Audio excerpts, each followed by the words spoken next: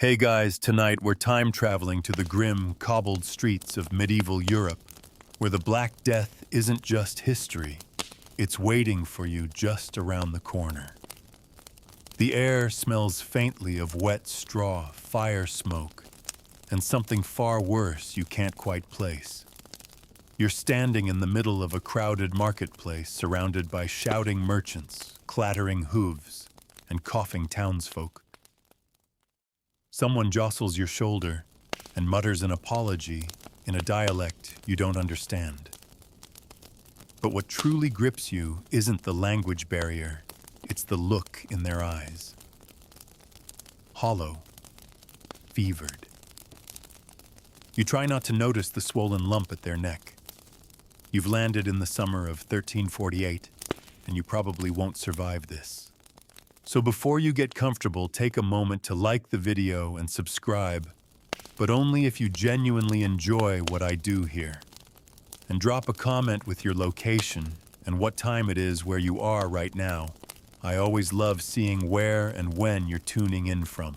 Now dim the lights, maybe turn on a fan for that soft background hum, and let's ease into tonight's journey together.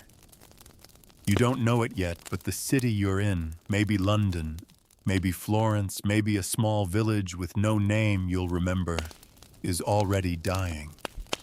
You can feel it in the way the people walk, heads down, avoiding each other's gaze. There's a hush just beneath the surface of the noise, like everyone's waiting for something to happen.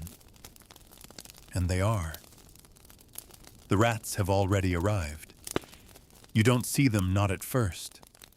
They're darting through alleyways and under carts, their black fur slick with the filth of the docks. Some of them are already dead lumps on the ground surrounded by flies. But others carry something worse, something they got from the fleas riding their backs. You notice the first signs on your second day in town. A boy, maybe 8 years old, collapses in the middle of the street while chasing a hoop with a stick. His mother rushes over, but no one else moves. People just watch. Not even a murmur of concern. You ask someone nearby what's wrong with the boy. They glance at you and shrug. He's caught it. You ask caught what, but the man just walks away. By nightfall, that same boy is being hauled away in a wooden cart with 6 others piled like old sacks. You see the cart driver doesn't wear shoes, only scraps of cloth wrapped around his feet. His face is wrapped too in a bundle of cloth soaked in vinegar.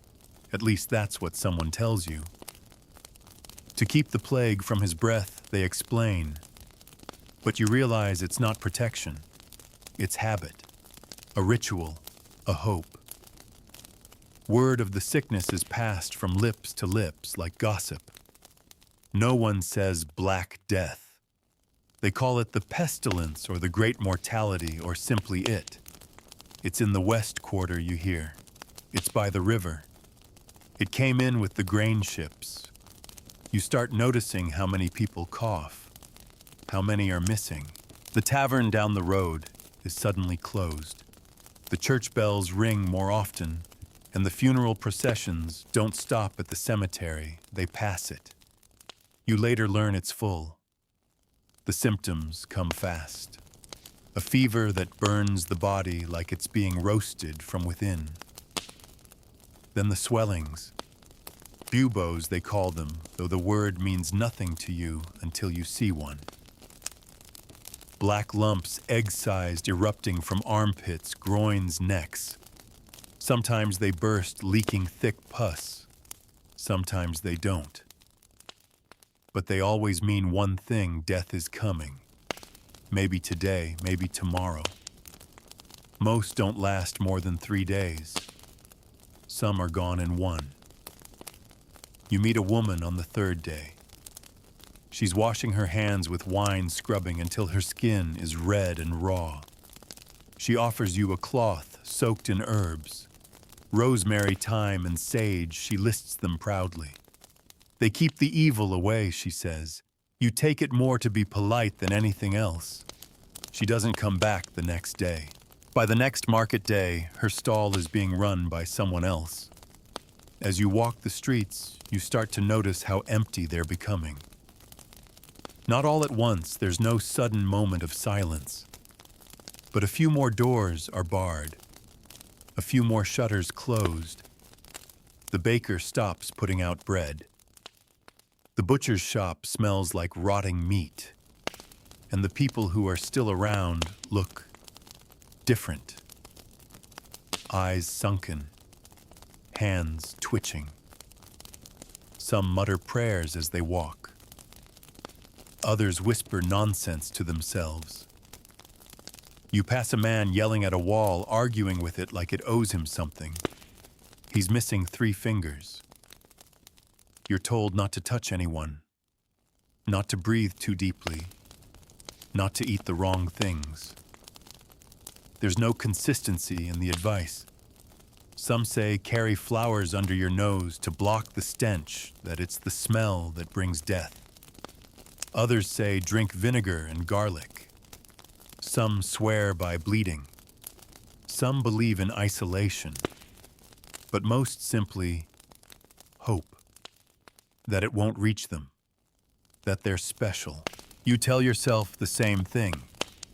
But then your neighbor, the one who smiled at you just 2 days ago, is gone. And her door is marked with a red X. You ask someone what it means. They tell you the mark is a warning. That there's sickness inside. That no one should enter. But you notice that no one is leaving either. Not even when the moaning starts. The town's leaders try to act. The mayor issues orders. Streets are to be cleaned. The sick are to be quarantined. But there's no organization, no understanding, and no hope.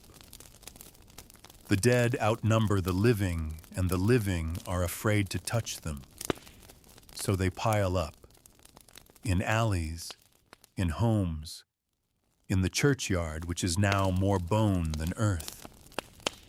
The grave diggers can't keep up, and many have stopped trying. On the 5th night, the smell wakes you up. It's in your hair, your clothes. You try covering your face, but it's inside you already. You think of leaving.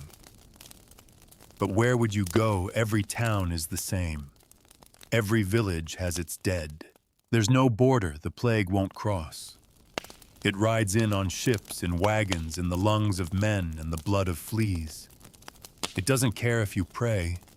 It doesn't care if you hide. It finds you. There's a rumor that cats are spreading it, so people begin killing them. Then dogs. You see children stoning a tabby in the square. But later you learn the rats only grew bolder. With the cats gone, nothing stops them. You see one crawling across a sleeping man's chest in the early morning. You don't even feel surprised. The priests still hold mass, but no one comes. The church is cold and quiet, its incense barely masking the odor of death. One friar walks barefoot through the town chanting Latin hymns, lashes biting into his back.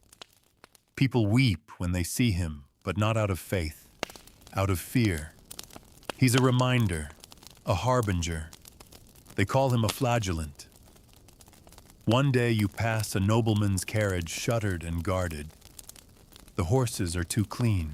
The guards wear masks made of beak-like leather stuffed with herbs. One drops a coin into a child's hand without making eye contact. The child's shirt is spotted with blood. You wonder what they're trying to buy. Silence delay. But the pestilence doesn't care for rank. You hear that entire monasteries are gone. That kings are weeping for their children. That cities like Florence and Avignon are choking on the dead. You think it's just a rumor until the letters start arriving. Not from your family, those stopped coming, but posted on the church doors from officials. Do not travel. Do not gather. Do not breathe if you can help it. and you begin to realize something strange. You're not wondering when this will end. You're wondering if it ever really began. Was it one rat, one flea, one ship, or was it always here waiting? And somewhere in the distance the bells ring again. One long, low toll for another gone soul. You stop counting the bells. At first they seemed like a kindness, a sacred sound to honor the dead. But now they echo like mockery. There are too many names to remember too many faces you only saw once and never again. You can't recall the last time you saw someone smiling, without trembling lips or darting eyes. The fear isn't loud, it's quiet. It hides in corners in the soft shuffle of footsteps in the closed windows and covered faces. Even laughter sounds strange now, hysterical, fractured. The barber surgeon in the square is still working somehow. He sharpens his blades daily, though fewer come to see him. He's begun bloodletting anyone who asks. You pass by and hear a man screaming as a bowl fills slowly with thick, dark liquid. The barber claims it helps releases the corrupted humors. You watch the patient slump in the chair, and you wonder how many have died from the cure rather than the plague itself. You overhear a woman muttering about alignment, how the planets are to blame. Mars and Saturn are in conjunction, she says. It invites death.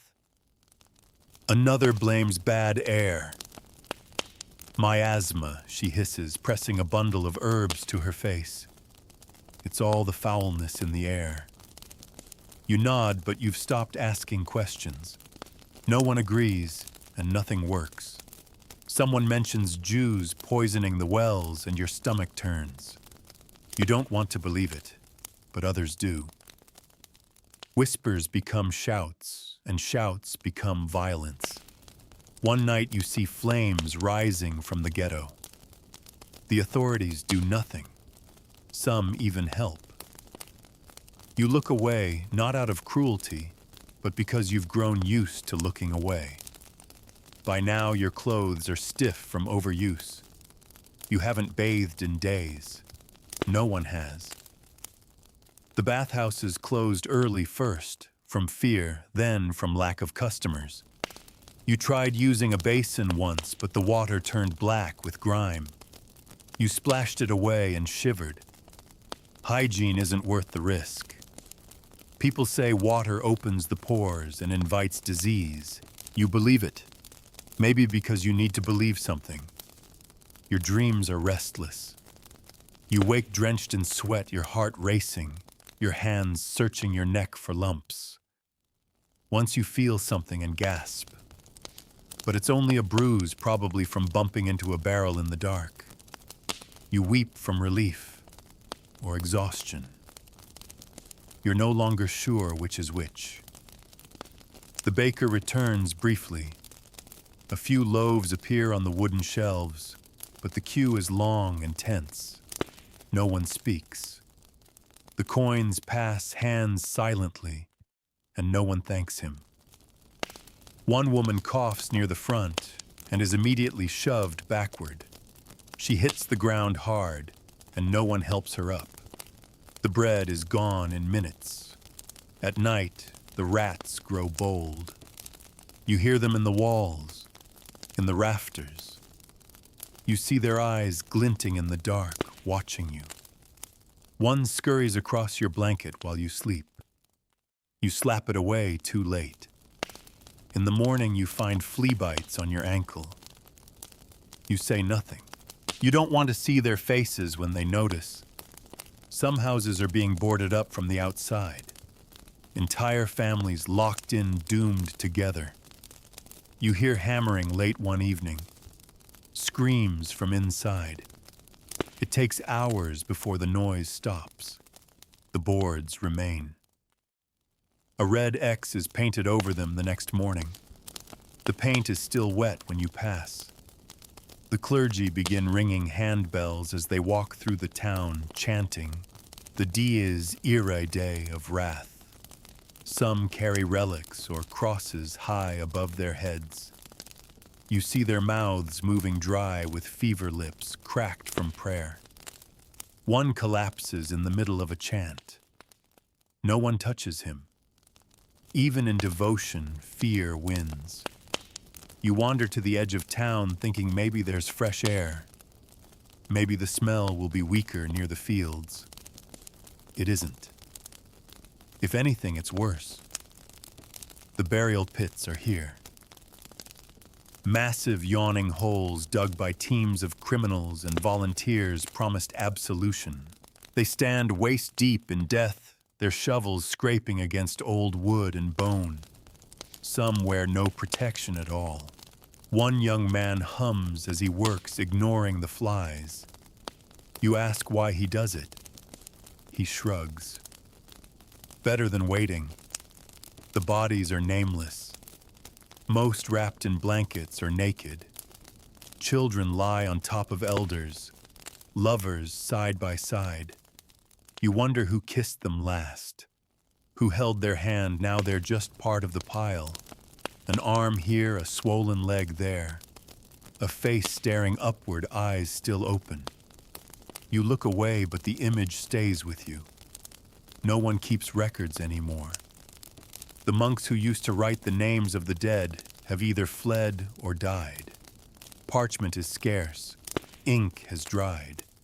The only markers are stones, small, plain, and mostly unmarked. He was kind, someone had scrawled once on a bit of wood. It blew away in the wind days ago. You think of leaving again, of running. But where the roads are filled with the same fear, the same plague. Refugees pass through town, often families with carts, widows walking alone, monks on foot. All gaunt, all quiet. They pass quickly, not even stopping for food. They've seen worse elsewhere. You wonder what worse even means. The air feels heavier now. Not just with the stench, but with grief. You see it in the way people move slower, less hopeful. The well is dry more often. The blacksmith's forge cold. Children no longer play in the alleys. If they do, it's with bones. The superstition spreads. You hear of charms being sold, wolf teeth bits of saintly cloth, vials of holy water, taken from any puddle deep enough. A man offers you a dried toad to hang around your neck. Keeps the poison away, he promises. You say no. He offers it for free. You still say no. Sometimes you hear music. Not from joy, but from madness. A group of women dance in the square barefoot and wild-eyed. They twirl and scream and laugh, their faces flushed with fever or desperation. When one collapses, the others step around her. A priest watches from a distance and mutters something about devils. You think maybe he's right. You start noticing patterns. A cough today, a fever tomorrow, then silence. The timeline becomes familiar. Predictable. You learn to spot the signs, the way someone walks, the flush in their cheeks, the way they hide their hands. You pretend you don't notice just as they pretend they're fine. But both of you know. Food is almost gone. The fields outside are untended. The cows roam free, lowing without direction. The pigs have broken their pens and now scavenge like dogs. You pass a chicken coop where feathers and blood stain the dirt. No chickens. Just a trail of footprints and teeth marks. One morning you wake to silence. Not the peaceful kind, the hollow kind. No birds. No bells. No carts. You step outside and for a moment you think you're the last person alive. Then you see a boy, small barefoot, covered in soot. He looks at you, then walks away without a word. You don't follow. The wind shifts, and for the first time in weeks, it smells of something clean. Rain. It begins to fall gently, mixing with the filth on the streets. You lift your face and let it hit your skin. For a moment, you feel clean, whole, alive. Then a door creaks behind you. A cough follows. And just like that, the illusion breaks. The Black Death doesn't stop. It only pauses, watches, waits. And somewhere inside you, you begin to feel it watching you too. You try not to scratch the bite on your ankle. It's small, almost invisible. Just a tiny red dot with a faint ring around it. Probably nothing. But now that you've noticed it, it seems to itch more. You cover it with cloth and try to forget. But forgetting isn't something people do anymore. The town's rhythm has changed. It no longer beats like a heart, steady, predictable. Now it's more like a gasp, an irregular twitch. Some days feel normal. You hear a smith hammering or a baby crying, and for a moment you think things might be turning around. But then you hear the coughing again, or the silence. The kind that means someone's gone.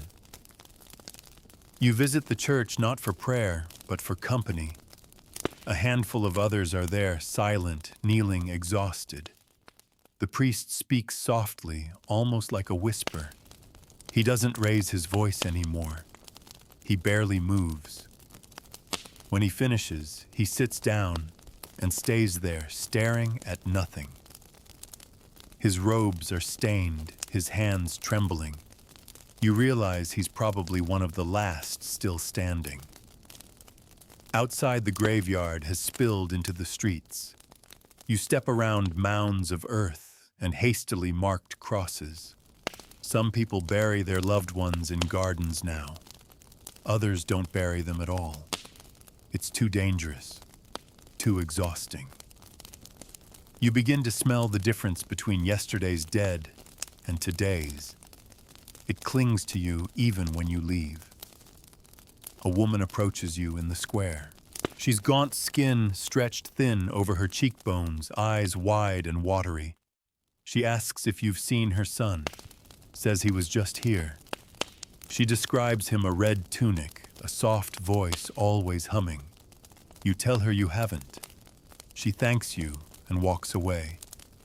But you remember a boy matching that description lying in one of the plague carts yesterday. You don't say anything. You start seeing people wearing strange charms. Some tie dried herbs to their belts. Others hang crude crosses around their necks or smear ash on their foreheads. You hear of entire groups whipping themselves in the streets, begging God to spare them. They call themselves the flagellants. You watch them pass through town chanting, bleeding, crying. Some join in. Others just stare. No one stops them. And then the isolation begins. One by one, houses close up. Not boarded from the outside, but locked from within. Entire families vanish into their homes and don't come out. Days go by. Windows stay dark. Then someone breaks the silence, a scream, a sob, a pounding on a door. But no one answers. You walk past these houses and wonder who's still alive in them, if anyone. Food becomes a problem. The bakers have long since stopped. The grain merchants have fled. The rats are more numerous than ever. You try boiling oats from a sack you found behind an abandoned stall. They taste like dust, but you eat them anyway. Hunger is worse than filth. You tell yourself that again and again. One night you hear a knock on your door. It's soft, uncertain. You hesitate. Another knock. Then silence. You open it slowly and find a child barefoot, eyes wild, holding a bundle of fabric. Inside is a baby, still and pale. "Please," she says, "I can't take care of him. You freeze." Before you can speak, she runs. You don't see where. You never find her again. You don't bring the bundle inside. You can't. Instead, you wrap it tighter and lay it beneath the old tree at the end of the lane. You say a prayer one you barely remember from childhood. Then you walk away, not looking back. Your dreams grow stranger. You see fields filled with bones, rivers black with rot. People calling your name, but you can't turn to face them. Sometimes you wake to find yourself standing, hands clenched, breath short. Other times you don't sleep at all. The night stretches out like a wound. The wind sounds like whispering. One morning you find the apothecary's door open. You step inside expecting dust and silence. But it's worse than that. The floor is smeared with blood. Shelves have been cleared. A cauldron still simmers in the hearth, though it smells like nothing you can name. You find a book open on the counter, its ink smeared. You recognize only one word, pestis. You close it. Someone says the Pope has retreated to Avignon, surrounded himself with fires to keep the plague out. You try to imagine that walls of flame, sacred robes, a man chanting alone. It feels absurd, but you envy him. He has walls. You have none. Word arrives that entire towns are gone. Not just sick, empty. A passing traveler tells you about a place where everyone vanished overnight. No one died. No bodies. Just silence. He says it like a ghost story. But you believe him. Disappearances feel kinder than what you've seen. One afternoon, while scavenging near the edge of town, you find a garden. Overgrown, wild but alive. A few apples cling to a tree, and mint grows thick around a crumbling wall. You pick what you can. You eat slowly, savoring the sharp taste. It feels like a miracle, like something remembered from another life. But even miracles decay. The next time you return, the garden is blackened, burned. Someone thought it was cursed. You find a charm nailed to the tree, chicken bones tied with string. The apples are gone. So is the mint. So is hope. You begin to talk to yourself more. Not full conversations, but soft mutters like prayers. Just a little longer, you say. Just today. You repeat it like a spell. Sometimes it works. You try not to think about your family, about the friends you left behind. You don't know if they're alive. You never will. Letters don't come anymore. Messengers are either dead or thieves. News is just rumor. Paris is gone. Milan burned its sick and survived. God has abandoned us. No one knows anything. And yet everyone speaks with certainty. You catch yourself staring at strangers, trying to remember faces, counting how many vanish by the next day. Sometimes you forget their names. You give them new ones. Blue Cloak, Laughing Girl, Scar. It feels like a game until they disappear. Then it's grief again. There are fewer rats now. Not because the plague has ended, but because there are fewer bodies to feed on. One day you find a scrap of parchment pinned to a door. It's a prayer. Crude Latin, misspelled, but earnest. It ends with "Deliver us from this death." You copy it down. You don't know why. Maybe just to feel like something can still be saved. That night you light a candle and read it aloud. The wax drips onto your hand. You don't flinch. And the darkness listens. The days blur. You can no longer tell what day it is. Sunday, Tuesday. It doesn't matter. The sun still rises, but you barely notice. Your world is a loop, wake, search, avoid, endure. You move through the streets like a shadow, watching more than being seen. Your steps are soft now. You've learned to walk without drawing attention. You pass the cathedral again. Its great doors are cracked open, but the pews inside are mostly empty. A few figures kneel near the altar. The priest is gone. Someone else older, dressed in rags, leads a quiet prayer. It sounds more like pleading than praise. You listen from the back near the wall. Not out of faith, but for the warmth. A few candles flicker and you sit close enough to feel them on your skin. When you leave, it's raining. The sky has opened up in that slow, heavy way that feels permanent. The gutters overflow black with runoff. You try to keep your head down, but the stench is worse in the rain. It soaks everything rot, decay, wet wood, human waste. It clings to your skin like oil. You breathe through your sleeve. You pass by a merchant's stall that hasn't been touched in days. Apples rotted on the cloth. The scales rusted. A faded sign hangs limp from its post, fresh from the orchard. You remember when it bustled with noise. People haggling, laughing. That laughter feels like a memory from someone else's life. A boy follows you for a while. Thin barefoot, his ribs visible. You don't speak. He doesn't either. He just follows, matching your pace. You stop. He stops. You offer him a scrap of bread. He takes it without a word. He sits across from you while you eat silent. When you're done, he curls up beside a barrel and closes his eyes. You let him sleep.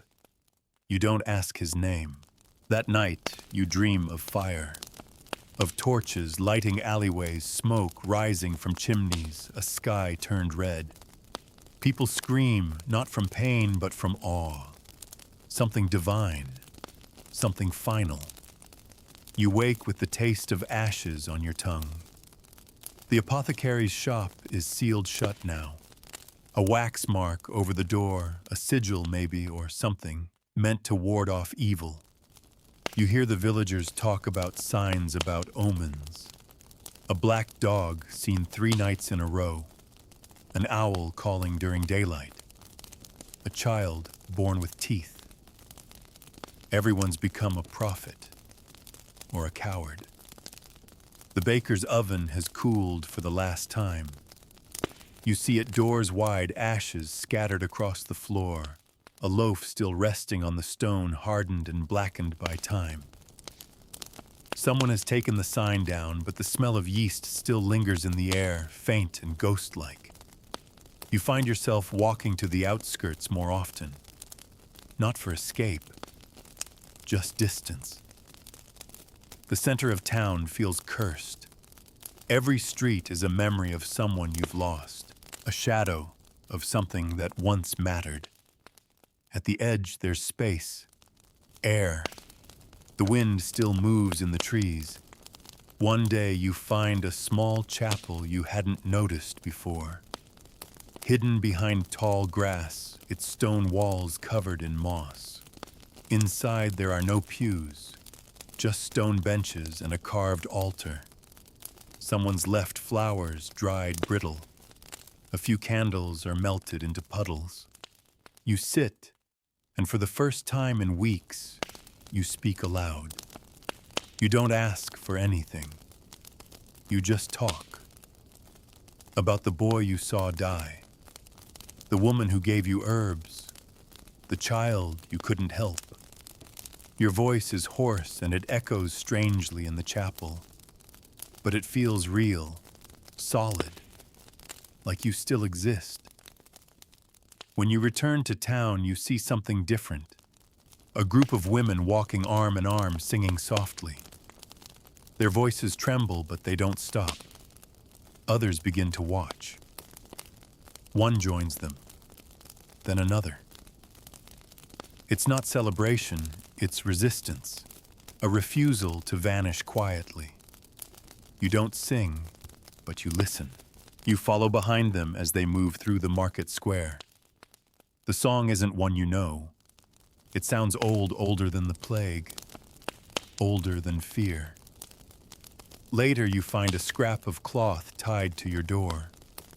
It's blue, knotted at the ends, damp from the rain. Someone left it. You don't know who, but it feels like a sign. A reminder that someone saw you, remembered you. The boy who followed you is gone by morning. You find the bread crust he didn't finish. No blood, no body, just absence. You search the alleyways for an hour, then stop. He didn't leave a sound behind. You eat less now, not from scarcity, but from habit. Hunger doesn't gnaw at you like it used to. It just lingers. A constant dull ache like grief. You've learned to live with it. The animals are restless. You see horses without riders, dogs wandering in packs. A cat follows you for 2 blocks, mewing quietly, then disappears into a doorway. Even they seem quieter now, more cautious, like they know. Someone tells you the sea has turned black, that fish wash up dead on the shore, that the sky cracked open near Marseille and poured down fire. You smile weakly. The stories grow stranger every day, but part of you believes it. And then something new. A trader arrives, alone. Dirty, thin, but alive. He says he's from Venice.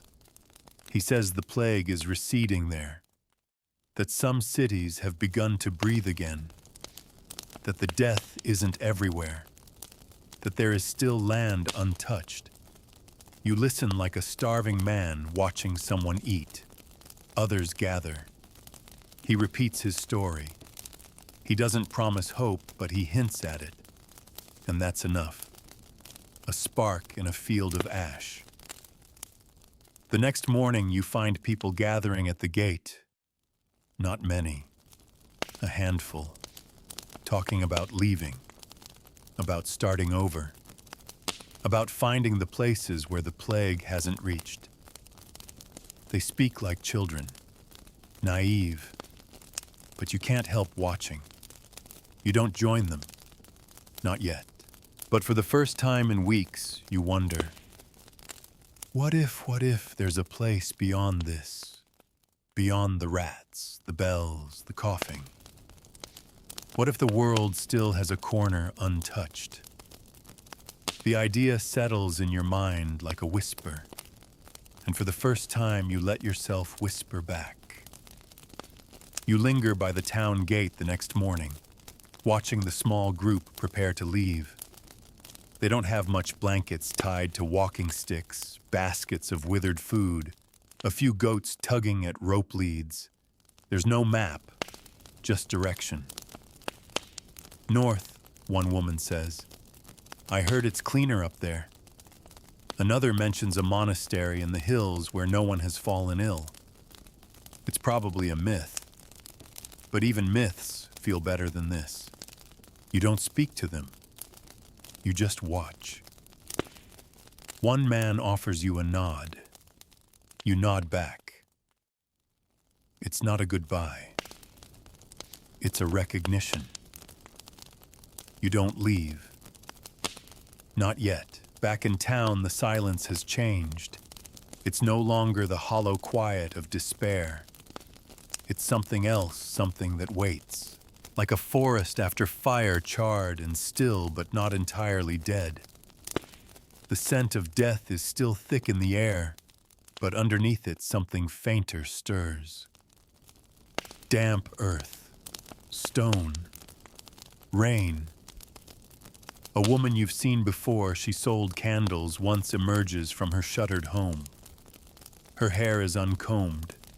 Her dress hangs loose from her frame, but she stands.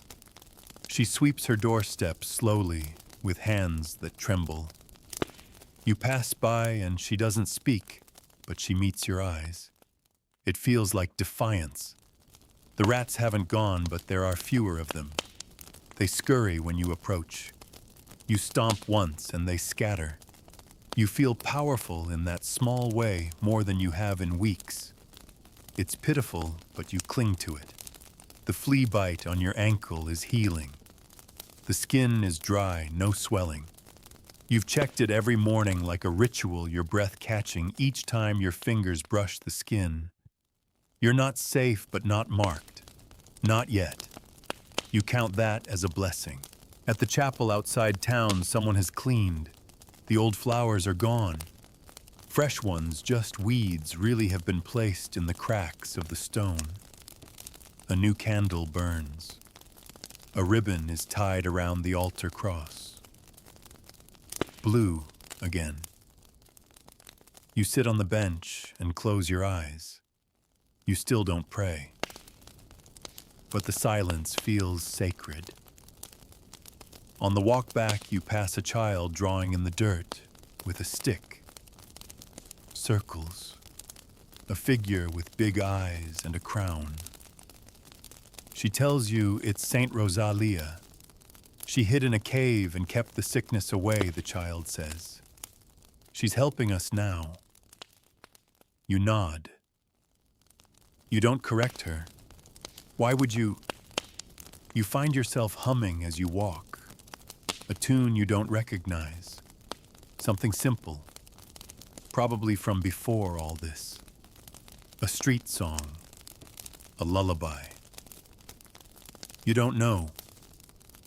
But it fits inside what remains of the market square. Someone has set up a table. Not for trade, but for food. Porridge mostly. Thin, watery, but warm. You wait in line like the others. No one speaks. When it's your turn, the woman behind the table looks at you carefully. She hands you the bowl without touching your hand. You nod. She nods. You sit by the wall to eat. A few others join you. It's the closest thing to a meal you've had in weeks. Somewhere a fiddle plays. The notes are wobbly, uncertain. A child. Maybe an old man. It doesn't matter. It's music. You close your eyes and let it seep into the cracks inside you. Then a scream cuts through the air. It comes from the alley behind the butcher's old stall. People freeze. You stand bowl forgotten. You move with others pulled by instinct or duty, you're not sure. A woman kneels beside a man on the ground. He's shaking, eyes rolled back, froth at his lips. She sobs, saying his name again and again. You back away, slowly. The others do the same. One man mutters a prayer. Another crosses himself. The woman stays. She doesn't stop sobbing. She won't leave him. By sunset, they're both gone. You return home, if it can be called that, and sit in the doorway watching the sky fade from bruised orange to steel gray. You try not to think about the couple in the alley, but your mind won't stop. The way she stayed, the way no one touched them, not even after. The stars appear faint behind the cloud veil. You count them. 3, then 5, then none. The clouds shift. You close your eyes and listen to the night. The wind. The distant creak of wood. A cough somewhere far off. Then stillness. Morning brings fog. The streets are ghostly outlines blurred. You move slowly, carefully. The world feels half real. You pass the chapel again. The weeds have been arranged into a circle, a wreath. You smile faintly. Someone still cares. At the fountain, a man washes his face with a bucket of rainwater. He doesn't speak, just nods when you approach. He has a long scar across his cheek. You ask him if he's staying. He shrugs. There's nowhere else, he says. Might as well build something again. That word "build it" stays with you. The blacksmith's forge is still cold, but the door is cracked open. Inside, tools are scattered but not broken. The anvil is rusted but whole. You run your hand across it. The roughness feels good, solid, real. You wonder what might be made here again. Not swords. Not now. Maybe nails, pots, horseshoes, things that belong to the living. At the edge of town, the travelers who spoke of leaving are gone. The gate hangs open. The road beyond is muddy and rutted, littered with broken wheels and footprints that go in every direction. No sign of them remains. You feel no envy, only curiosity. Later, you find a piece of charcoal and mark your door, not with an X, but with a circle. You don't know why. Maybe it's a message. Maybe it's protection. Maybe you just need to leave a mark. The rain returns by dusk. You stand in it this time, arms out, letting it soak your clothes. You turn slowly, face tilted up. You breathe deep. For a moment, it washes everything away. The smoke, the rot, the grief. Just water now. You know the plague isn't gone. It's still here, hidden in lungs, in blood, in corners, and in whispers. But you're still here, too. You wake, you walk, you remember. And sometimes you hope. That's enough for now. You awaken to birdsong. It's faint, cautious, as if the birds themselves aren't sure they belong here anymore. But it's there, piercing the morning fog like a thin beam of light. For the first time in what feels like months, you don't start the day with silence or coughing or the rustle of vermin. You just listen. A sparrow flits across your rooftop. You smile without meaning to. Outside, the street is still a ruin. Mud churned into stone. Walls stained with smoke and years of grief. But something is changing. You see a boy chasing a ball through the alley, barefoot and grinning. A woman leans out her window to scold him, her hair tied back with a ribbon. You blink as if the image will vanish. It doesn't. At the edge of the square, someone's drawn flowers in chalk. Dozens of them. Circles, petals, vines. It's crude and childish, but defiant. You wonder who had the strength to make something beautiful. You don't ask. You don't need to know. That morning, you sweep your doorstep for the first time in weeks. The broom is brittle and frayed, but it does the job. You push away dried leaves, bits of cloth, rat droppings, and bones of something small. The act feels absurd, but also important, as if claiming your threshold might somehow protect what remains behind it. The porridge table returns. More people come this time, quiet but present. They form a line without being told. No pushing, no coughing, just waiting. The same woman stirs the pot, her sleeves rolled up, face streaked with soot. She hums softly. You recognize the tune. One of the flagellants used to chant it, but slower, like a dirge. Now it sounds like a lullaby. You sit next to a man with a crooked back and a smile full of gaps. He offers you a handful of walnuts. You accept them with a nod. No one talks much, but that's okay. Silence doesn't always mean fear anymore. Sometimes it just means peace. Someone has repaired the well. The stones are restacked, the bucket replaced the rope, no longer fraying. You draw water just to hear the splash, to feel the weight of something deep and clean returning to the surface. You wash your face with it, and the chill sends a shock through your body. It feels like waking up. But not all signs are hopeful. In the northern quarter, smoke rises, not from hearths, but from pyres. The sickness hasn't left. A family of 5 dies within 2 days. No one enters the house. The corpses are burned where they lay. The flames are high orange, violent. You watch from the alley, hand covering your mouth.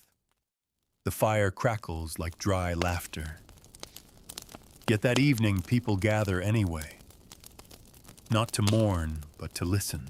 An old man stands atop a crate and begins to speak. His voice is raspy but strong. He talks about the past, about his childhood, before the pestilence. About feasts and songs and winters that weren't cruel. He doesn't say it will return. He just reminds them it once existed. You find yourself among the crowd. Someone brushes your shoulder. You don't flinch. You feel a tear trace down your cheek and let it fall. Later, you sit near the chapel and write. You've found scraps of parchment bound together with twine, an old quill from a shuttered scribe's shop. The ink is weak-thinned with water and soot, but it works. You write not to record events, but feelings, fragments, names, smells, the way the porridge tastes, the sound of rain, the color of the sky when the bells stopped. You don't know who you're writing for. Maybe yourself. Maybe someone who'll find it later. Maybe no one. Still, you write. One page simply reads, "I'm still here." A child brings you a painted rock, blue with yellow stars. She presses it into your hand, then runs. You turn it over. On the back, a tiny scratched smile. You place it on your doorstep. That night, thunder rolls in. Heavy clouds push across the sky full of tension. The wind howls. Rain begins, not gentle like before, but furious, cleansing. You sit in the doorway and watch it wash the streets. Bits of garbage float down the gutters. Old bones, rags, soot. It feels like a reckoning. In the distance, lightning cracks over the chapel. You hold your breath. For a moment, the world is lit bright as day, and then darkness again. But not the kind that suffocates. This one feels earned, sacred. The next day, the sun shines, not just peeking through clouds, but bright whole. It casts shadows again. You blink against the gold. The warmth seeps into your skin. You see people with their hands to the sky, mouths open in awe. One man weeps openly, face turned upward. A woman sings not a hymn, not a chant, just a simple melody, a melody of someone who's remembered how. You visit the burial pit one more time. Weeds have started to grow at the edge. A fox darts away when you approach. You stand at the rim and close your eyes. You whisper names, not all, just a few, the ones you can still remember. You breathe in and bow your head, then you leave. By now, most of the streets have been cleared. Not clean, but passable. Some homes have new shutters. Someone's painted a red door blue. You see soap drying on a line, someone is making it again. Small signs, but signs nonetheless. You return to your home and light a candle. Not for prayer, not for mourning, just for light. You place the painted rock beside it. You sit and breathe and wait, because something is happening. The plague hasn't vanished. You know that. It still lives in blood and cloth and shadow. But so do you live. And somehow, against all the odds, you begin to dream again. You dream of fields again, not the rotting, forgotten kind that ring the outskirts of your town now, but lush ones, green and waving in the breeze, scattered with wildflowers. In the dream, there are voices, laughter. Someone is calling your name and you run barefoot through soft grass. You can't see their face, but you know it's someone you loved. Maybe someone you lost. When you wake, the image fades quickly like morning mist, but the feeling lingers. That ache of joy, distant but not gone. A reminder that your soul is still capable of it.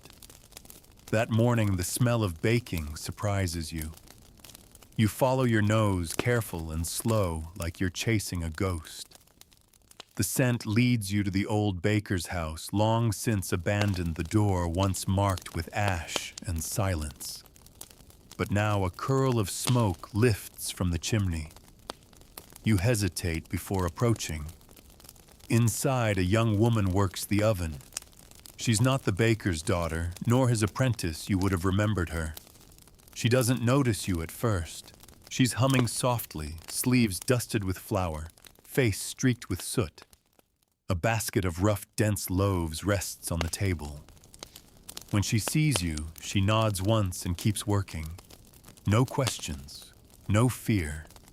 She hands you a piece of crust, still warm, crisp at the edge. You eat it slowly.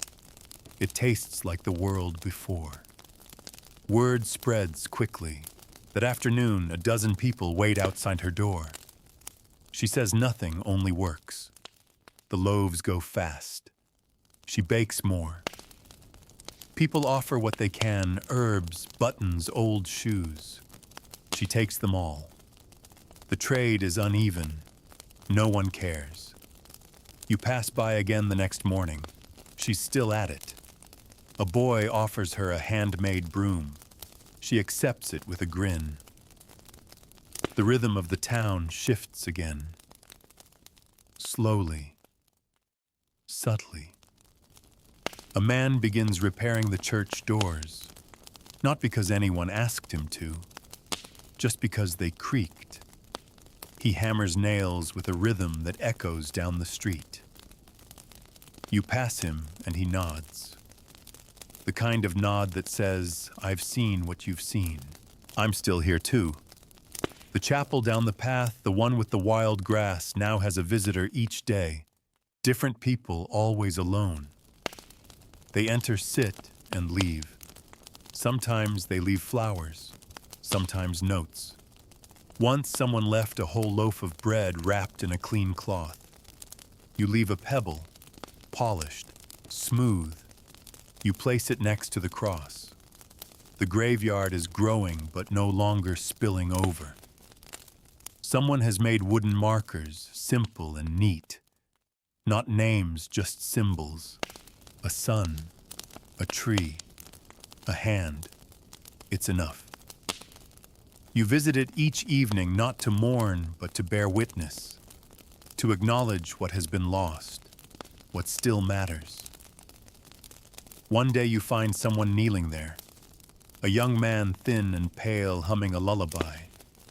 You sit beside him and say nothing. You don't need to. At the fountain, children play. Their laughter is soft, unsure at first, like they've forgotten how. But it grows louder. You hear one shriek with joy and see a splash.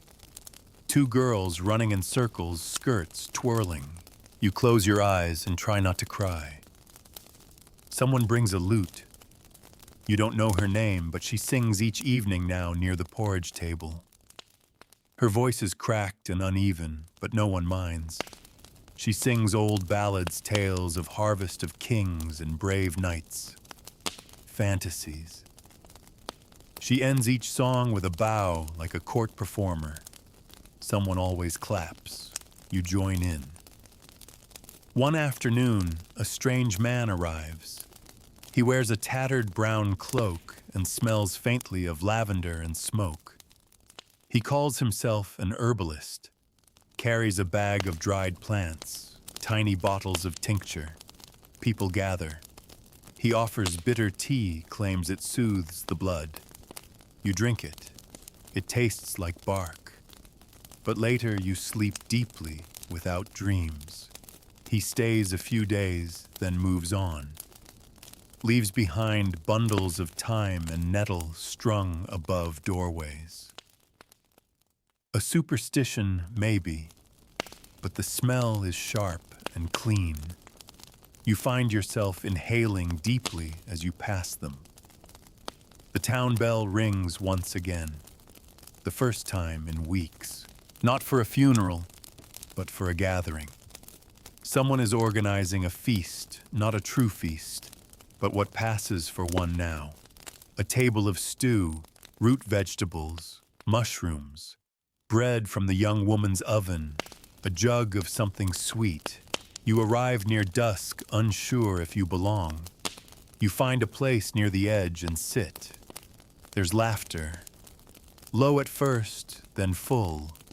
Someone toasts nothing in particular.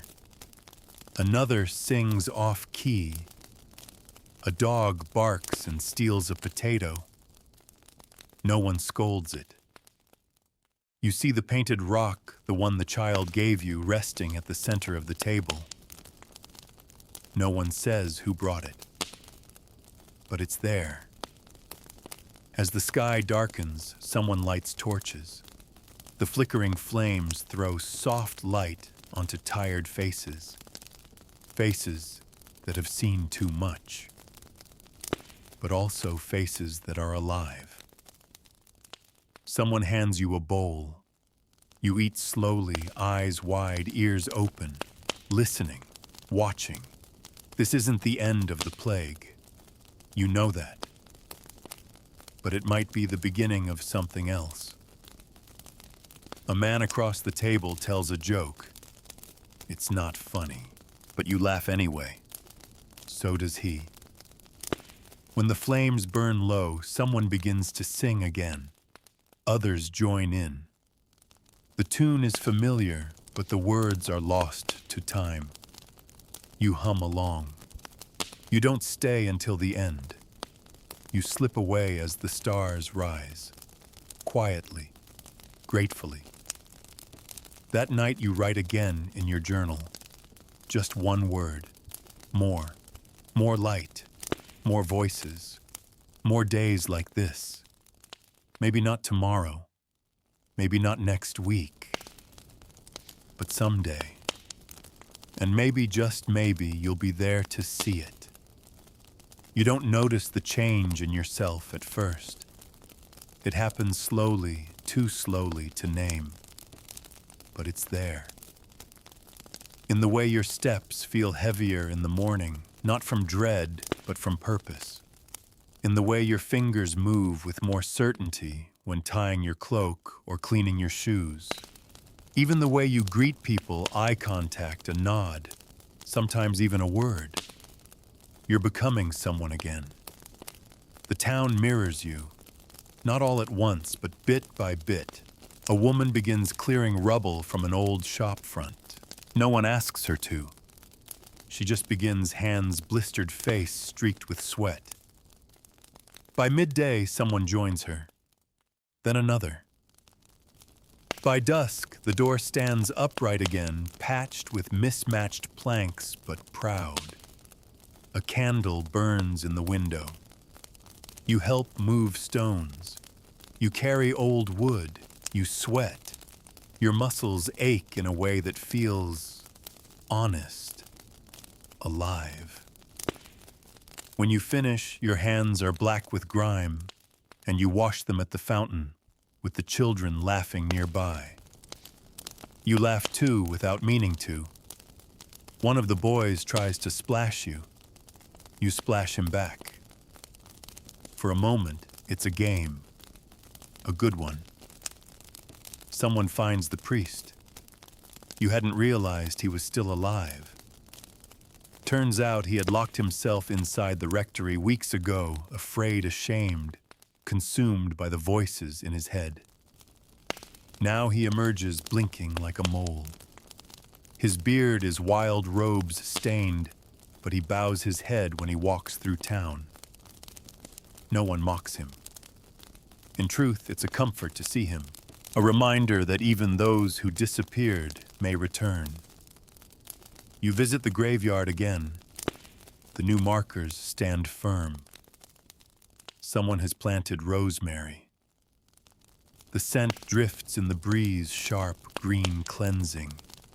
You kneel before one of the older graves and whisper again.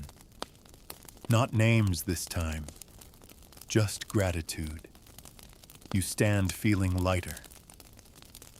That afternoon, a cart rolls into town. It creaks and groans under its weight barrels of grain, a few crates of garlic and onions, one cask of something stronger. The driver says nothing, just gestures and begins to unload. People gather stunned. You catch sight of the emblem on the cart, a red crescent. The symbol of mercy, of alms, of those who still believe in life. The supplies are free. You help distribute them. It takes hours. You lift crates, sort dried herbs, hand out bundles. You hear yourself speak, here, take this. Enough for 3. You didn't plan to say anything, but it feels natural, necessary. Later, when you sit with your back against the old church wall, the sun on your face, someone offers you wine. You drink. It burns. You smile. That night there's music again. But this time it's not in the square. It's in the alleyways, the houses, the rooms where windows are open again. Someone plays a flute. Another a drum made from a water bucket. There's rhythm in the air. A heartbeat. You hum along from your doorstep. The next morning you pass the bakery and see chalk on the wall, 2 for 1 today. If you've lost someone, take 3. You walk a little farther before realizing your eyes are wet. Near the edge of town, a man is planting something. A real garden, rows scraped into the earth. Seeds, he says, peas, onions, barley. You offer to help. He shrugs. The ground's ready, he says. Might as well try. You kneel beside him and dig. The soil is damp, full of old roots and worms. But it's good, dark and rich. You press seeds into it gently, as if tucking in a child. You cover them with earth. You pat the ground. You don't say anything, but you both understand this is an act of faith. The next week is difficult. More sickness flares. Not many, but enough to remind everyone this isn't over. A child dies.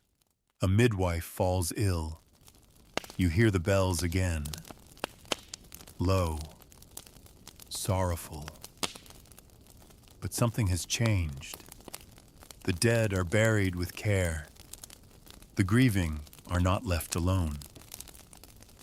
The porridge table is still there the next morning, and someone adds sprigs of thyme to the pot.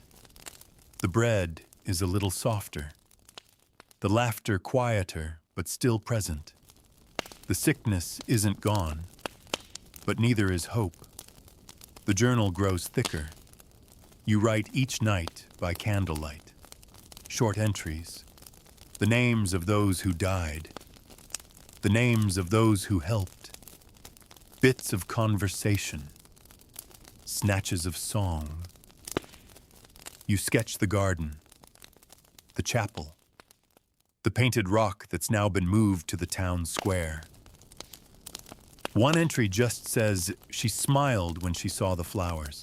Another: he built a bench outside his door today, sat there all morning, just watching. And this, they're starting to believe again. I think I am too.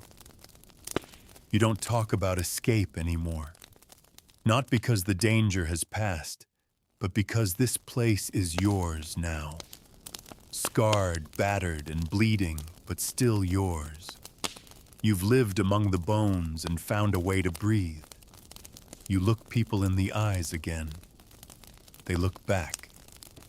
You tell the girl who draws in chalk that her flowers are beautiful. She grins and hands you the stick. You draw a sun. It's lopsided.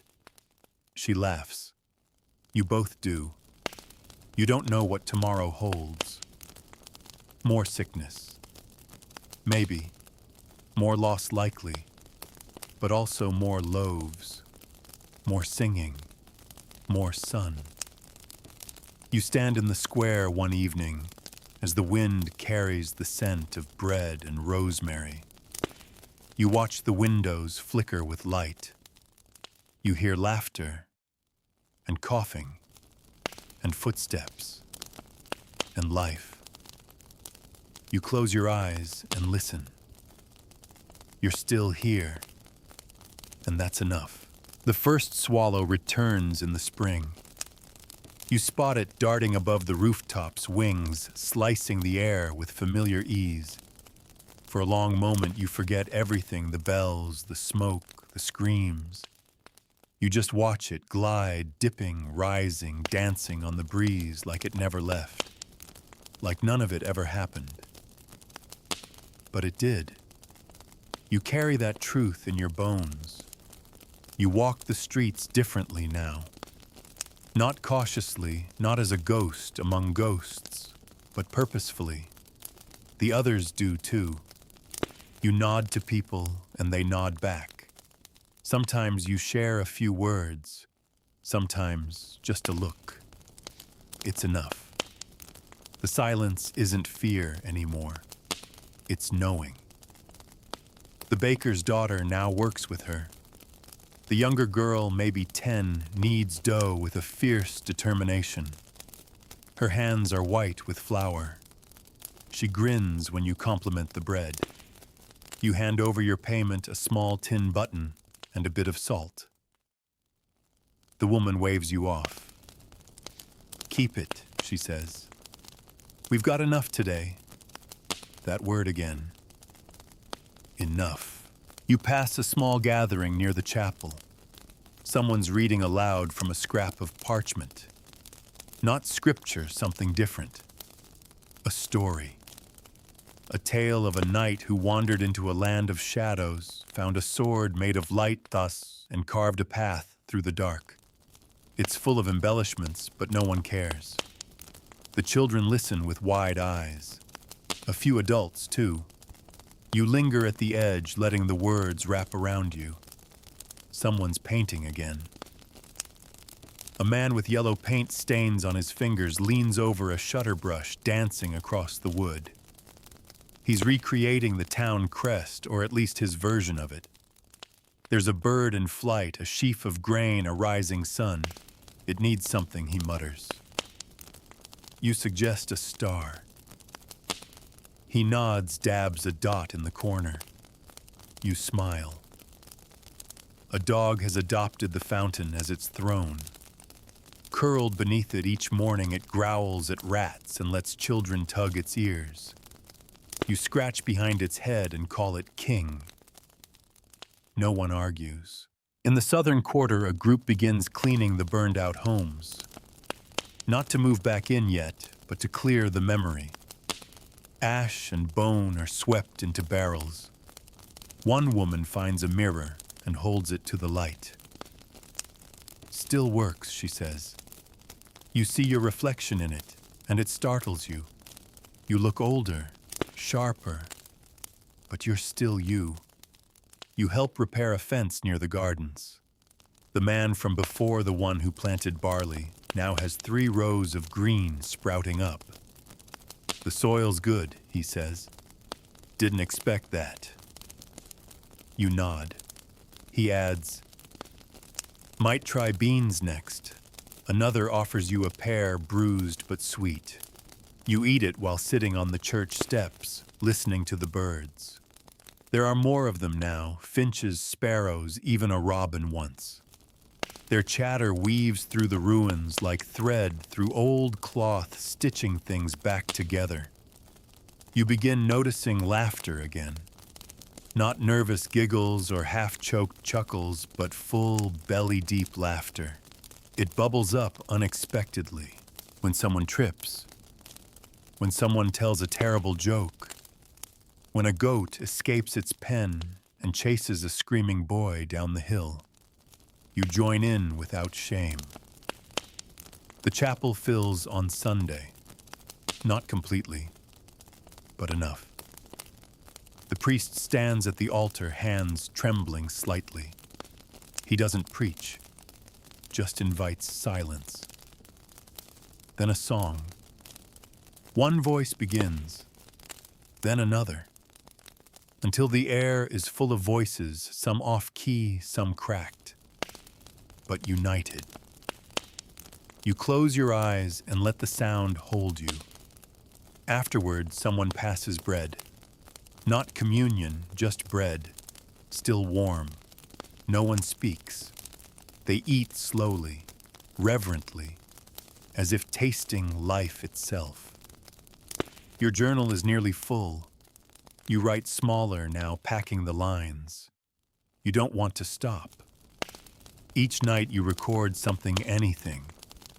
A new scent in the wind. A face returned from the edge. The way the sky looked when the clouds parted. One page simply reads, "Today nothing hurt." Another says, "She danced in the square." Just danced. You hear word of the outside world. A traveler says cities are rebuilding. Florence, Genoa, even distant towns in the Holy Roman Empire. The death toll is still rising in some places. In others, it's fallen. No one knows why. No one ever did. But people are moving again. Trade is flickering to life. Boats are leaving harbors. Letters are being written. You think about writing one. You don't know who would receive it, but the thought is enough. That somewhere someone might still be waiting. That a name whispered now might still echo in another place. One evening you gather with a few others beneath the tree where you left the baby so long ago. Someone lights a candle and places it at the roots. No one speaks the name. No one has to. The flame dances. The wind is still. You feel a hand brush yours. You let it stay. Another festival is planned. Not a real one, no banners or gold or jugglers. Just food. Music. Something to mark survival. You help sew garlands from old fabric. You string them across windows between posts around doors. The color is welcome, bright against the gray. That night, you dream of the road again. But this time, it's not escape you're dreaming of. It's return. You're walking towards something. A home. A place rebuilt. A memory made real. You wake with tears on your cheeks, but they don't sting. At the porridge table, someone brings honey. Real honey. Traded for it, she says, proud. You drizzle a little on your bowl and savor each bite. It tastes like sunlight. You close your eyes. More people are returning. Travelers, healers, even 2 monks with tired feet and soot-stained robes. They carry scrolls, holy water, and herbs, but also stories, tales of survival, towns where people never stopped singing, villages that lived through the storm.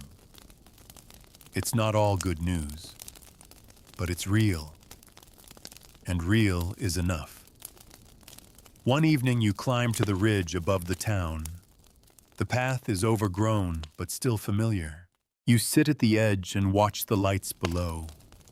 Candles in windows, torches on corners, a fire crackling in the center square.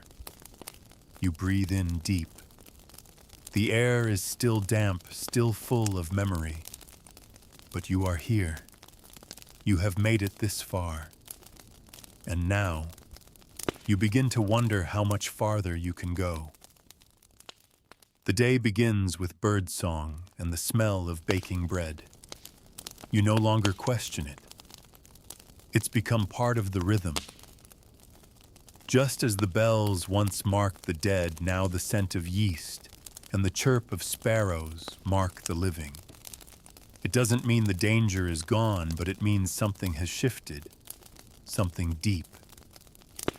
You step outside and stretch your arms into the morning.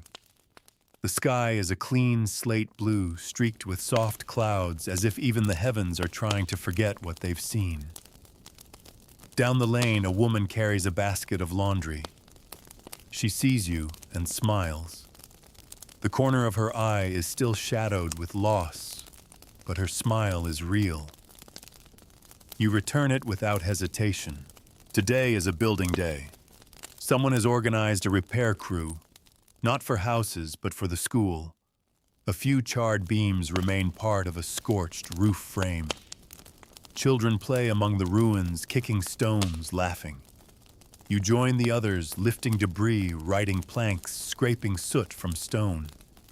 There are no carpenters here, just hands, willing ones. A man named Gerard shows you how to align beams. He used to be a mason before the plague. Never thought I'd lift a hammer again, he mutters, wiping his brow. But the way he works says otherwise. He's steady, focused. He hums under his breath some old drinking song. You hum along. The bell tower has been cleared. Its great bell remains cracked but intact.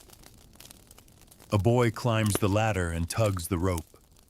A deep clang echoes across the town. People stop, listen. Some cheer. Others simply close their eyes. The bell has become more than metal, it's a heartbeat resumed. At midday you rest beneath the shade of the tree near the square. Others gather tired, dust-covered, stained with sweat and ash. Someone passes around water in a chipped ceramic jug. Someone else tears chunks of bread from a cloth bundle. You eat with your hands, say little, and feel full, not just in body, but in presence. Later, a traveler arrives on horseback. The animal is thin, its saddle patched, but it walks with pride. The rider is young, cloaked eyes, bright with questions. Is it safe, he asks no one in particular. No one answers. But someone offers him water, another bread. He eats gratefully, as if he hasn't tasted kindness in weeks. He speaks of a nearby village, smaller than yours, that's begun to rebuild. They've planted barley, he says, started a forge again, even held a wedding last month. A wedding. The word lands like a bell note. Strange, distant, beautiful. You try to imagine it, flowers, laughter cloth, swept clean of ash. A vow spoken into a world still learning to breathe again. It seems impossible. And yet, that evening you find yourself at the chapel again. Someone's lit candles, dozens of them. They flicker along the windowsills, the stone benches, the altar steps. A silent vigil, maybe. Or just a gesture of hope. You sit near the door and listen to the wind move through the grass. One by one, others join. No words are spoken, just stillness, presence. A small girl walks to the front and begins to sing. Her voice is soft, uneven, a lullaby, more breath than melody. But no one stops her. The notes rise gently, settle like mist on your skin. You bow your head and close your eyes. You don't know the words. They don't matter. What matters is the sound, the fact that it still exists. Afterward, you walk home slowly. The streets are cleaner now, still cracked, still bruised, but lived in. A wooden sign has been nailed to the old tavern door, open soon. Someone's repainted a shutter with bright red paint, cheerful and defiant. The well is surrounded by flowers in jars, wild blooms, weeds, dandelions, beauty snatched from the earth. You pass the porridge table, still there though. Today there's a pot of stew. A boy stirs it proudly, wearing a too big apron. He waves when he sees you. You wave back. You sleep deeply that night. No dreams. Just warmth and silence and the soft creak of wood as the wind brushes against your window. When you wake, you feel rested, truly rested. You light your candle and write. They've begun to laugh in their sleep again. You begin to teach the children how to write. You gather them in the half-repaired schoolhouse, seated on crates and stones. Chalk is scarce, ink even more so. But you make do. You draw letters on boards, press quills into tiny hands. Some are eager, some bored. One girl insists she already knows how to write her name. You ask her to prove it. She draws a smiley face.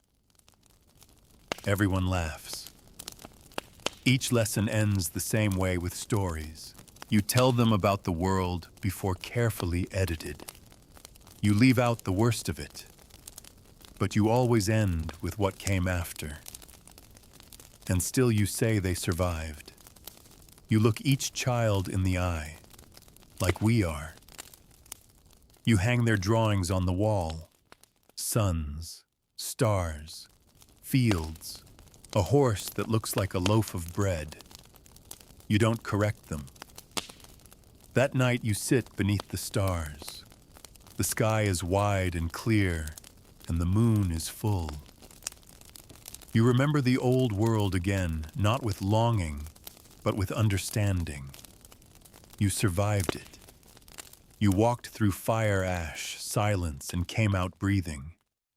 There will be more days of mourning, more nights of fear. The sickness may return, but so will the bread, so will the songs, so will the weddings. You look at your hands calloused and healing. You write one more sentence before bed, I have become part of this place. And you know it's true. The next morning you wake before the sun. For a moment you lie still, unsure what stirred you. Then you hear it, the soft crunch of footsteps on gravel outside your door. Not hurried, not heavy, just present. You rise, cross the room, and open the door quietly. A young boy stands there, maybe 6 or 7. Freckles, pale hair, holding something in his hands. It's a bundle wrapped in faded linen, clumsily tied. He holds it out to you with both arms. It's for you, he says. You take it slowly, uncertain. Inside are 3 things: a small chunk of cheese, a feather, and a drawing of what might be you stick-limbed and smiling beneath a crooked sun. You crouch to his level. Why me? He shrugs. You always look like you need something. You laugh, a small, quiet laugh. You thank him, and he skips away down the path. You take your bundle to the fountain and eat the cheese slowly while sitting beside the ever-loyal dog. The drawing you tuck into your journal, the feather you run through your fingers. It's soft. A sign of flight, perhaps. The school repairs are nearly finished. A proper roof now nailed down and sealed with pitch. The chalkboards, once just salvaged planks, are now painted dark with soot and oil. The children arrive before you do. One is already trying to sound out words by candlelight. You lean on the door frame and smile. Class begins with numbers. You scrawl them one by one, naming them aloud. 1, 2, 3. A girl raises her hand. When will we learn to write stories? You pause, then answer. Soon. You mean it. At midday, a messenger arrives. Tattered cloak, red sash, face smudged with road dust. He carries a satchel full of sealed letters, bound with wax. A crowd forms quickly. He opens the pouch slowly, reverently. From the coast, he says. From Marseille. Genoa. From the places that still write. You don't expect your name, but you wait anyway. He calls names one by one. Cries ring out, some joyful, some broken. A woman weeps, clutching a letter to her chest. A man reads his aloud news of a cousin a trade route reopened, a promise to send cloth by midsummer. No letter for you. That's all right. You ask the messenger about the world beyond. He nods. It's mending. Slowly.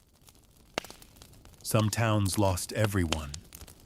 Others never closed their gates. But roads are safer now. Traders move again. Priests write again. He leaves that evening invited to rest, but refusing. I move better when the stars are out, he says with a grin. Before he goes, he presses a folded parchment into your hand. It's blank, he explains, in case you have something to send. That night by candlelight, you write your first letter in over a year. It's not long, just a page. You write about the town, about the garden, the school, the porridge, the songs. You don't mention the plague. You don't need to. You close it with a name yours and no return address. The messenger promised to carry it as far as it would go. You sleep soundly that night, as if some weight had been lifted from your chest. In the morning, a goat is stuck on the bakery roof. No one knows how it got there, but it refuses to come down. The baker's daughter laughs so hard she cries. Someone brings a ladder. Another climbs up with a carrot. It takes hours. The goat eventually hops down with no help, lands in a cabbage cart, and walks away triumphantly. The town talks about it for days. It becomes a story. The kind you'll tell over fires and bowls of stew when the nights grow long again. A new traveler arrives, this one with books. Tied to his cart with rope wrapped in cloth, worn and water-stained. He trades them for bread cheese boots. You manage to get one a collection of saints' lives, half in Latin, half in French. The margins are filled with notes from some long-ago reader. You sit at the chapel and translate the parts, you can whispering them aloud. One entry speaks of a girl who sang her town back to life. She sang in the square every morning until the doors opened again. You read the line twice, then write it into your own journal. Spring deepens. The barley sprouts higher. The wind grows warmer. Trees bloom. Bees return slow and golden, humming through the air like tiny lanterns. The graveyard smells like rosemary, wild thyme, and fresh grass. You begin spending more time there, not to mourn, but to reflect. You see others do the same. They sit beside graves, hands folded, sometimes talking. You see one man plant flowers. Another brings his daughter and tells her stories of the ones beneath. The dead aren't forgotten, but they're no longer feared. They belong here too. The chapel bells ring again, not for mourning, for marriage. Two people you barely knew, shopkeepers or tailors you think stand before the altar. The town gathers. Someone plays music. The bride wears blue. The groom wears a tunic several sizes too big. But their hands are steady. Their vows simple. You watch from the doorway, heart full.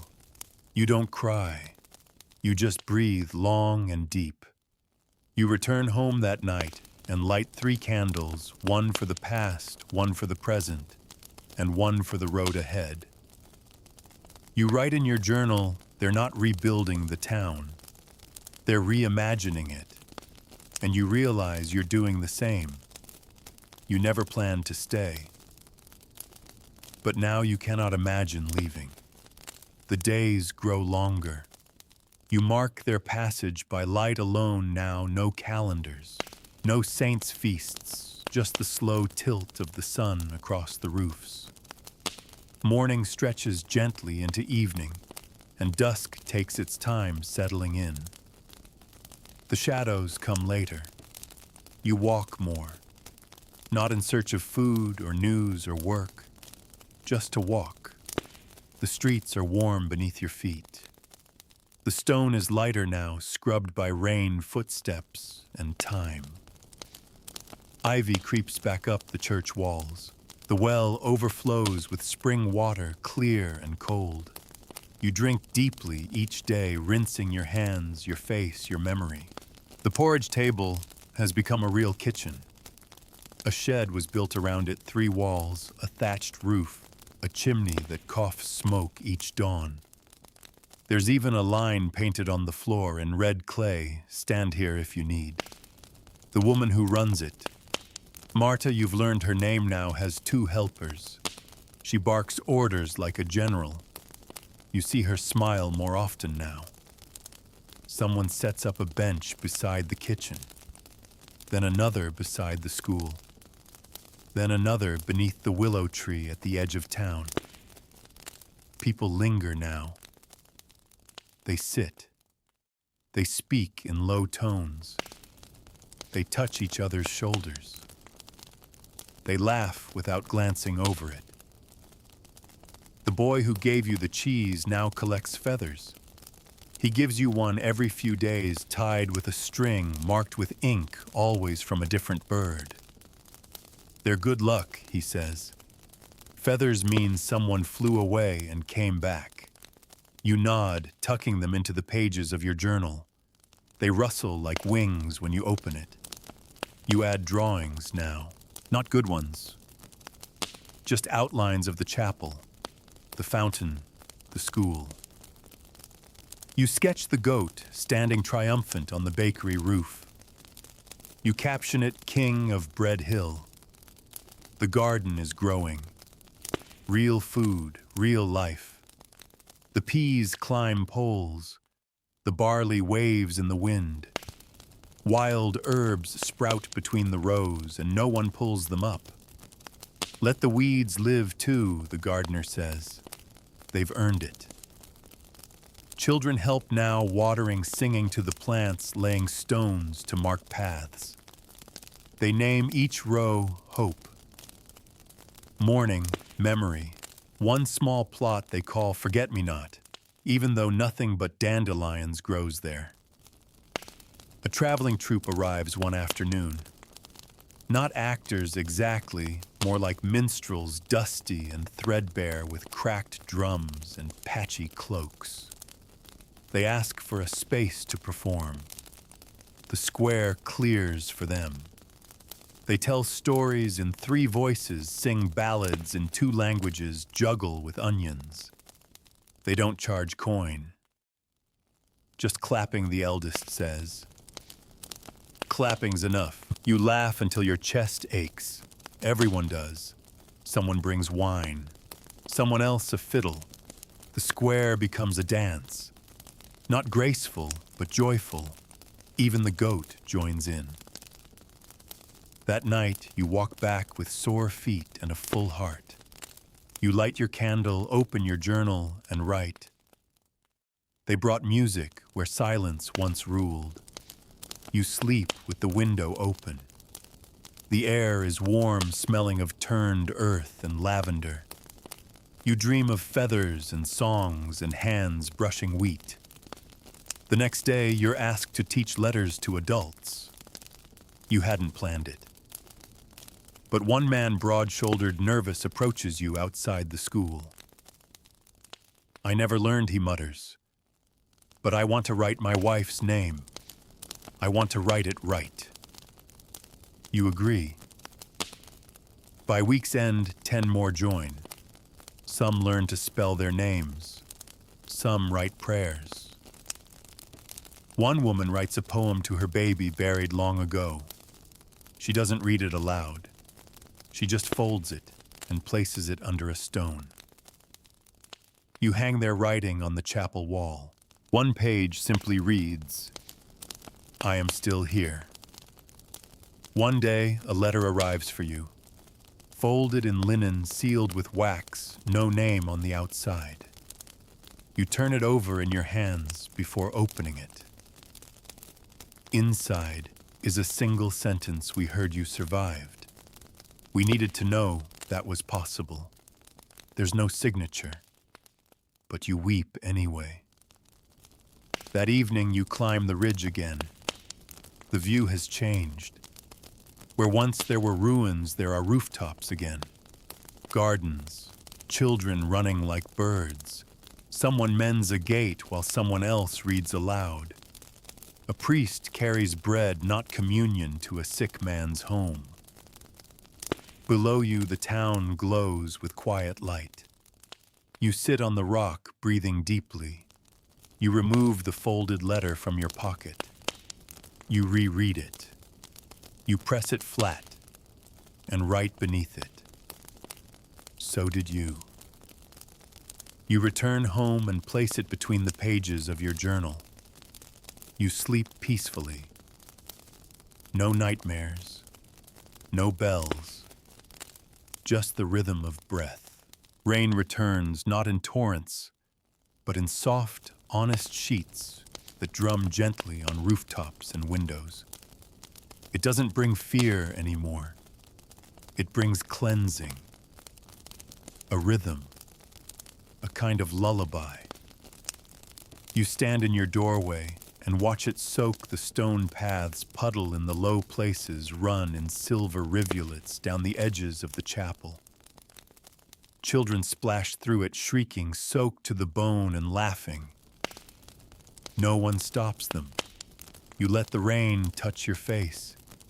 It tastes clean. You smile. The garden drinks deeply. By week's end, everything is greener. The peas climb higher, the barley thickens. The mint overflows. Someone says the rain came just in time. Someone else replies, so did we. Inside the school, the students now write full sentences. You line the walls with their work. There's pride in their eyes now. The girl who once drew only smiley faces now writes her name and draws herself standing tall with a sun overhead. She hands it to you and says, I made this for the next kid who comes after. You pin it to the door. Each week now, someone new arrives. Not many, just 1 or 2. They arrive thin, dust-covered, wide-eyed. Each time the town pauses to receive them. Marta brings stew. The gardener offers onions. You offer water or ink or a kind word. One man collapses at the fountain and weeps, not from pain, but from relief. They all say the same thing: I didn't think I'd find a place still standing. The forge is working again. Gerard's back at it, shaping horseshoes and nails, his arms blackened with soot. The sound of hammer on iron rings out again across the square. Not the desperate clang of barricades being built, but the steady rhythm of craft, of purpose. He lets children help stoke the fire. One boy stares in awe as sparks rise toward the rafters. It's like stars, he says. Gerard nods. That's all fire ever is, bits of stars breaking loose. Even the chapel is transforming. The inside has been swept and scrubbed. The stone walls gleam with candlelight again. The benches once scattered and broken now stand in rows. Someone painted a new mural behind the altar. A tree rooted deep, reaching high, its leaves made of tiny handprints. Yours is among them, blue and smudged. People gather not just for mass, but for music, for meetings, for silence.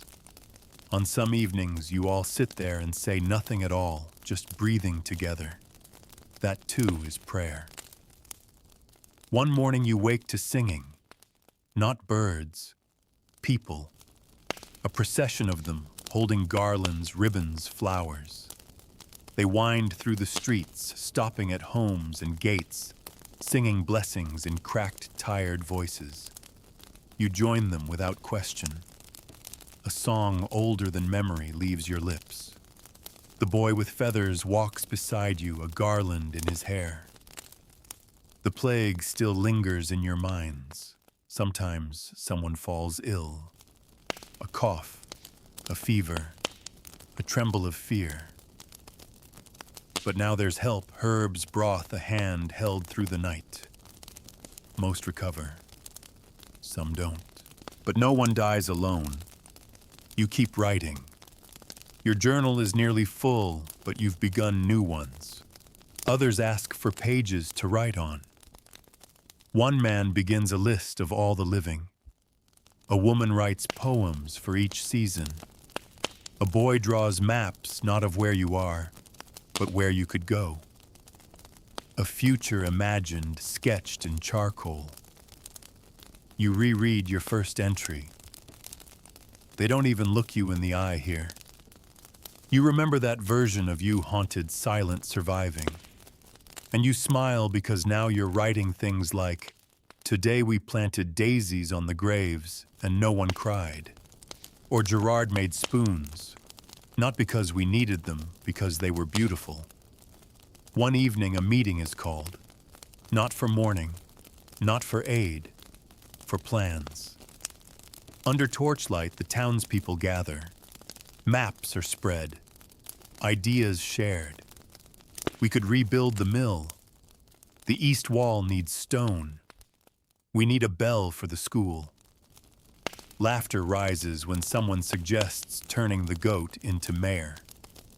No one disagrees. You raise your hand. You suggest a library, not grand, just a place to keep stories, letters, drawings, a place to remember, to record what happened and what happened next. A murmur of agreement ripples through the group. Someone volunteers a room. Someone else offers shelves. That night, you write they want to remember, even the sorrow, especially the survival. In the days that follow, people bring what they have: old scrolls copied, prayers, the traveling minstrel's songs, drawings from children, letters that crossed mountains. You begin to sort them, label them, hold them with care. The library isn't large, but it matters. A small room with wooden shelves and a lock that squeaks. A candle always burns in the window. A sign above the door reads, "All that we carried, all that carried us." You find yourself there often, not reading, just sitting among the stories. You begin dreaming of the future in specifics, a festival in the fall, a harvest of peas and barley, a chapel wedding where everyone dances, a new roof for the bakery, a letter from somewhere even farther, carried by someone who never expected to survive but did. You don't dream of escape anymore. You dream of staying, of growing roots, of laying stones that others will step over long after you're gone. The town once cloaked in silence and ash now hums with the sound of rebuilding, not just of structures, but of souls. You close your journal one night and whisper, "We have become the thing we were waiting for." And outside your window, the stars listen. Summer finds you slowly. It doesn't burst into the town with heat and light. It creeps quietly, gently, until you realize the mornings are no longer chilled, until bare feet press into warm earth and no one shivers after dusk. The town smells of soil and smoke, lavender and yeast. The plague doesn't vanish, it never will, but it begins to feel like a ghost that no longer haunts every room. It lingers at the edges, now part of the story, but no longer the whole. The baker opens a second oven. The queue forms early, full of laughing children and tired mothers with baskets. You arrive late one morning, and Marta smacks your hand when you try to sneak a heel of bread from the table. "Don't pretend you're not family," she says, grinning. "You can wait like everyone else." At the school, the students recite from memory. Letters become words. Words become stories. They write about goats, gardens, dreams. One boy writes a tale about a rat who becomes a knight and saves the town from a terrible shadow. "Is it true?" someone asks. The boy shrugs. "It is now." You hang it in the library. The library has grown beyond its walls. People bring chairs and sit outside under the eaves to listen to stories read aloud. They pass pages from hand to hand, read poems in pairs, whisper prayers over cracked parchment. Someone copies out a full psalm by hand and adds a line of their own. Blessed are the survivors, for they remember to sing. The chapel hosts weddings now. Not every week, but often enough that flowers are kept drying in bundles, and someone always seems to be mending a gown or hammering shoes back into shape. The priest, thinner now, but smiling often, leads each one with shaking hands. His voice falters during the blessings, but not from fear, from joy. You've become the one who writes their names down. Each bride and groom, each song sung, each meal shared after. You keep a ledger in the library, a book of unfolding. You sketch little leaves beside each couple, letting vines grow down the margins. Gerard's forge produces hinges and tools again. He makes bells, too small ones meant to chime on doorways or in gardens. To keep the dead away, someone jokes. Gerard shakes his head. "No," he says. "To welcome the living." You help build a stage in the square. The minstrels promise it to return in the fall, and this time you'll be ready. The children paint the sides with wild designs, stars, sunbursts, spirals. You let them add whatever they want. One paints a black rat with wings. "It's the angel of endings," she says. But he's good now. One morning, the boy who collects feathers gives you one made of metal. "It's from Gerard," he says. "He made it for you." It's beautiful, thin and silver, etched with the word flight in tiny letters. You wear it on a string around your neck, not for luck, for memory. Word spreads that a nearby city is hosting a council, a meeting of survivors, travelers, leaders, anyone who lived through the dark and still believes in light. The town gathers to discuss sending someone. Names are offered. Yours among them. You decline at first. Then that night, while watching the moon rise above the chapel, you realize you have things worth saying. So when the vote is cast, you accept. You pack your journal, 2 loaves of bread, the metal feather, and a page from the library, a map drawn by one of the children that reads simply, "You are here. You survived. Keep going." They gather to see you off. The baker, Gerard Marta, the school children. The priest offers a blessing. The boy with feathers gives you one last bundle, a stone painted with a gold star, to bring you home. The gate creaks open. You step beyond it for the first time in months, not to flee, not to search, but to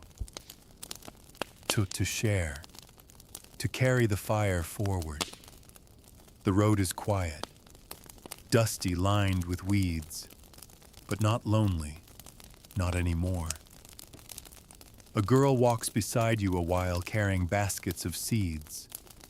A man offers you water. You hear bird song, see smoke in the distance, signs of other towns, other survivors, other beginnings. When you stop to rest, you write. They won't believe what I've seen. They won't believe how we lived, how we healed. But I will tell them, because someone must. Someone always must. You reach the council city after 5 days. It's larger, busier, buzzing with rebuilding stones, stacked high cloth hung across scaffolds, children running through squares. You're not the only one who's come to speak. You see cloaks from a dozen provinces, scarves with strange symbols, tattered banners now stitched with new meanings. You wait your turn. When it comes, you step forward, the journal clutched in your hand, and you say the words you've written 100 times in silence, now out loud to a crowd. We remember the darkness, but we choose the light. When you return home, the gate is already open. They've been waiting. There's bread, wine, music. You're pulled into embraces. Stories tumble from your lips before you even sit down. You add pages to the library. You kiss the chapel door. You sleep beneath your window again, candle flickering low. And in the hush of night, with the summer breeze curling around your ankles, you whisper, "We are more than survivors now," and the stars hum back in agreement. You wake to the sound of church bells, and this time they ring not for death, but for harvest.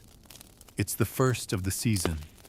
The barley is high, the peas fat, and the wild mint is overflowing into the walking paths.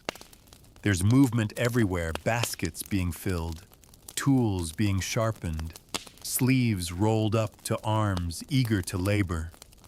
No one complains about the sweat. No one mutters about aching backs. These are the aches of the living of a people who once stared down silence and learned to speak again. You tie your journal to your belt, tuck the metal feather into your collar, and step out into the day.